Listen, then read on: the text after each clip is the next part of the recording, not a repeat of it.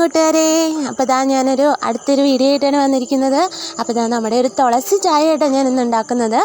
അപ്പോൾ ഞാൻ മിൽമയുടെ പാലാണ് എടുത്തിരിക്കുന്നത്. 1/2 ലിറ്റർ പാലെടുത്തിട്ടുണ്ട്. അതുപോലെ ഒരു സോസ് പാനിലേക്ക് ഞാൻ പൊട്ടിച്ചൊഴിച്ചിട്ട് അതിലേക്ക് ഒരു 1/4 ഗ്ലാസ് വെള്ളവും കൂടെ ചേർത്ത് അടുപ്പത്ത് നന്നായിട്ട് തിളയ്ക്കാനായിട്ട് വയ്ക്കുന്നുണ്ട്. അതിൻ്റെ ഒപ്പം തന്നെ ഞാനൊരു 3-4 ഇല തുളസി ഇല നുള്ളിക്കൊണ്ട് വന്ന് അത് നന്നായിട്ട് കഴുകി ഇലക്കി ഇട്ടിട്ടുണ്ട്.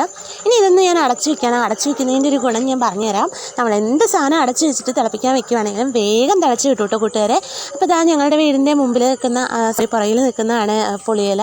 കുരുന്ന പുളിയിലയാണ്, നല്ല ടേസ്റ്റാണ്. അതുകൊണ്ട് നമ്മൾ പുളിയില ഇടുവാണെങ്കിൽ അപ്പോൾ ഞാനൊരു ദിവസം അത് വീഡിയോ ഇടാം. അപ്പോൾ നമ്മുടെ പാല് തിളച്ചിട്ടുണ്ട്. നന്നായിട്ട് തിളച്ച് ഇളക്കി കൊടുക്കണം. എന്താണെന്ന് വെച്ചാൽ തുളസിയിലെ ആ ടേസ്റ്റൊക്കെ പാലിലേക്ക് ഇറങ്ങണമല്ലോ, അതിന് വേണ്ടിയിട്ട്. അപ്പം നന്നായിട്ട് ഞാൻ ഇളക്കി കൊടുക്കുന്നുണ്ട് കേട്ടോ.